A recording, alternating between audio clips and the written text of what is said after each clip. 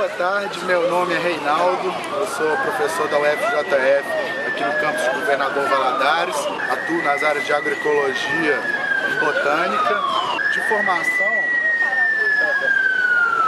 E essa sirene aí? Bem, eu sou biólogo de formação, né, tenho mestrado na área de botânica e doutorado na área de ecologia, mas eu costumo dizer que na verdade eu sou um etnobiólogo, etnoecólogo, etnobotânico. Porque na verdade eu atuo nessa área da etnobiologia, que é a biologia é o quê? Biologia é o estudo da vida, bios é vida, logia, estudo, reflexão. Já etno vem de povo, etnia, né, ou diferentes grupos culturais. Então a etnobiologia nada mais é do que a ciência que estuda as biologias dos diferentes povos, das mais diversas culturas. Então não há uma só biologia. A biologia que a gente estuda na universidade é uma ciência que ela é acadêmica. Então é o estudo da vida do ponto de vista acadêmico. Na etnobiologia a gente procura estudar a vida, a relação do ser humano com os outros seres vivos e com a natureza a partir da lógica, do olhar, da cultura desses próprios povos. Então, nesse contexto, o que eu queria deixar aqui de mensagem sobre esse tema de relação ser humano-natureza, deixar claro que as relações ser humano-natureza, elas variam de cultura para cultura, de povo para povo. Então, nem toda cultura, nem todo grupo humano compartilha as mesmas noções de natureza da nossa sociedade, né, de grupos culturais que vivem no ambiente urbano. E o que eu queria dizer também aqui, que eu acho que é muito importante, a gente não pode perder de vista, é que as diferentes visões de natureza geralmente estão associadas a relações sujeito-objeto. Em várias culturas, principalmente as culturas ocidentais, né, de base judaico-cristãs, tem na natureza um objeto de estudo, objeto de satisfação das necessidades humanas, uma natureza a ser dominada. Essa lógica cultural, ela é refém de um modelo de desenvolvimento econômico, pautado na extração predatória dos recursos naturais, na exploração do trabalho humano, na concentração de terra e renda, né? Então, tanto a produção agrícola quanto a lógica conservacionista de conservação da natureza ou de relação com a natureza geralmente são construídas de maneira artificial, diga-se pela forma do agronegócio ou pela forma do cultivo de jardins ornamentais aprisionados em ambientes, vamos dizer, pouco vivos, né? Com pouca vistosidade, pouca vitalidade. E existe uma outra forma, outras culturas diferentes que tratam a natureza, diferentes seres vivos e os ecossistemas como sujeitos, ou seja, o ser humano como parte de um sistema maior, né? E dentre essas culturas vale a pena a gente ressaltar as culturas camponesas que atuam com base na lógica da agroecologia, se reconhecendo como parte desse ambiente, lidando com os solos, com a água, com as plantas, com os animais de maneira mais saudável, visando a produção de alimentos de maneira saudável, ou seja, o ser humano como parte dessa teia, né, do ecossistema, no caso produtivo, do agroecossistema.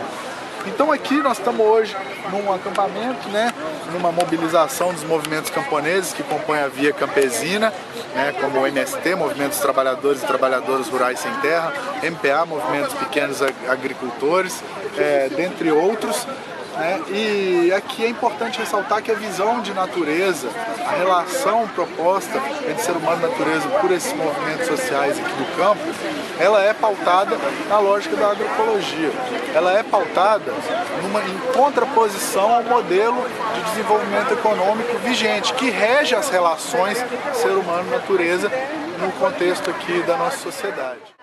E nela plantar semente, a gente cultiva ela, e ela cultiva a gente cultiva ela, e ela cultiva a gente. Essa relação que tem o homem, a mulher, a natureza, ela é uma relação livre, né? Assim como o Zé Pinto fez a música, né, Brígida?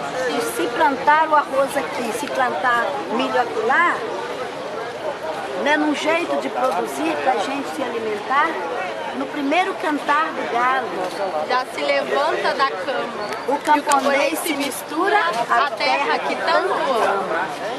essa relação da terra livre, né? É a terra livre, é a mulher livre, é o homem livre, é a criança que corre no assentamento, é a criança que joga bola, é a criança que vai feliz cantando, falando as palavras de ordem para a escola, desde a educação infantil. Isso é uma relação muito livre.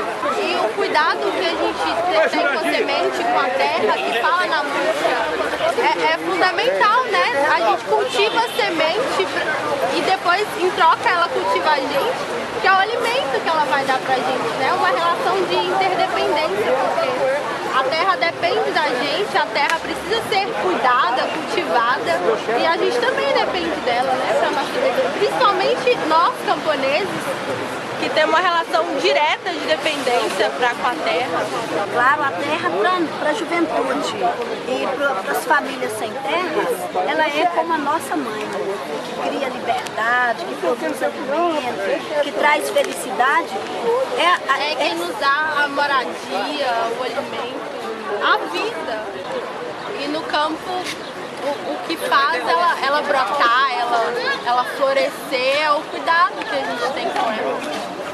E, portanto, nós temos o papel e o compromisso de continuar cuidando da terra, lutando pela conquista da terra, lutando pela reforma agrária popular, no sentido de produzir alimentos sem veneno para alimentar o povo do campo e o povo da cidade. É uma necessidade, mas também é o nosso dever. Você tem uma ideia, além dos integrantes da sua família, dos seus vizinhos, quantos vocês são aqui nesse acampamento? No acampamento nós somos 5 famílias. São 3 solteiros, que é o Silvino é solteiro, o seu Manel é viúvo, é solteiro também, e o Oswaldo é solteiro. E tem o Bahia, que é o Zé Maria, que é casado, e eu que sou casado. Meus meninos, eu tenho um filho solteiro. Os outros são casados e já estão fora, mas esse solteiro foi obrigado a sair porque a renda é insuficiente. O rapaz solteiro não é igual a nós que já estamos mais de idade, que qualquer coisa, né, um chinelo de dedo, uma bermuda, o cara quer o tênis mais chique, quer o celular, quer não sei o que, vem namorada, tem que dar presente. Não dá para viver com salário mínimo. Não uma data exata, seu Tião, mas se você tem noção de qual ano que vocês vieram aqui especificamente? 2007. De Quando nós ameaça? acampamos aqui, imediatamente a polícia quis nos retirar. Né? Eles vêm aquela medida administrativa que diz que eles vêm um pouco enganando, que o juiz mandou tirar e aquela coisa toda que precisa de... é uma área de segurança, mas aí nós, nessa época, nós não caímos na armadilha não. Falei, não, com a ordem do juiz nós vamos sair, que nós não vamos descumprir uma ordem judicial. A gente está com um problema aí, a questão da duplicação. Já nos notificaram que possivelmente eles vão precisar dessa área aqui. Até mandaram medir os barracos, aí dizem que onde é que tem a telha, eles vão dar um barraco, uma casinha para quem precisa. Mas não indenizar as plantas.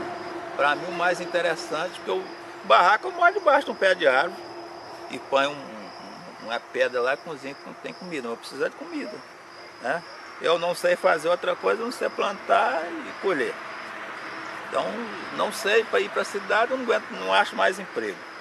Então nós estamos nessa expectativa aí que a hora que iniciar o debate mesmo, que tiver que sair, que a gente inverta o processo de um barraco num pedacinho de terra, nem que seja o tamanho que a gente tem aqui, para a gente continuar a luta de sobrevivência. Seu Tião, quem é que transmitiu esse conhecimento sobre a serventia de cada uma das plantas para o senhor? Primeiro é da família mesmo, né? Eu sou filho de camponeses, minha avó camponesa, meus pais, apesar deles hoje estão morando na cidade, mas são camponeses, até hoje cultiva a terra. Meu pai cultiva terra dentro da cidade. Ele tem 2 lotes lá que ele planta, né? E depois essa questão da Revolução Verde também colocaram na cabeça da gente a introdução dos agroquímicos. Eu tenho que melhorar, eu tenho que modernizar, é uma grande burrice. Eu confesso para vocês que eu já usei muito adubo químico e agrotóxico. Mas quando a gente vai militar nos movimentos sociais, você começa a nossa faculdade, né? E aí foi que eu fui aprender a burrice, que eu caí e ter largado o que a gente tinha de natural que aprendido e entrar numa nova forma de produção que só degradou. A gente acaba adquirindo doença. Tenho certeza absoluta que meus filhos hoje bastante contaminados pelo período que eu usei agrotóxico e foi obrigado a ir reaprendendo, ou reaprender, né? E uma outra coisa que ajudou nós bastante são os livrinhos de plantas medicinais. Inclusive tinha um japonês e tinha um da paróquia de Malacaxeta, que explica a utilidade das plantas, como usar elas para chá, para que serve, e a gente vai aprendendo. Seu Tião, incomoda-lhes a BR, o barulho? Já aconteceu de algum acidente de automóveis vir parar aqui? Incomoda, eu até hoje tenho um problema meio de surdez, que não chega a ser uma surdez, mas a minha capacidade de ouvir não é a mesma quando eu cheguei para cá. A gente sente que, apesar da idade, mas também a gente sabe que é o efeito do barulho. E nós já tivemos um acidente aqui de pessoas que praticamente morreram quase que dentro do acampamento, que capotou e caiu aqui dentro. Sua rotina de trabalho compreende mais ou menos quantas horas? Meu tempo aqui é bastante pouco, vou explicar para vocês por quê. Eu atuo no sindicato e a gente fez um acordo, e acordo de trabalho voluntário mesmo. 3 dias por semana eu fico no sindicato, atendo, obrigatoriamente com acordo interno nosso, e o restante da semana por minha conta. Isso significa o quê? Que eu tenho, na quinta-feira, amanhã é dia de eu colher. Então isso requer um cuidado, você tem que pôr um mozinho, limpar, amarrar, ajeitar, lavar, embalar, porque senão o freguês ignora. Na quinta eu fico por conta da panha.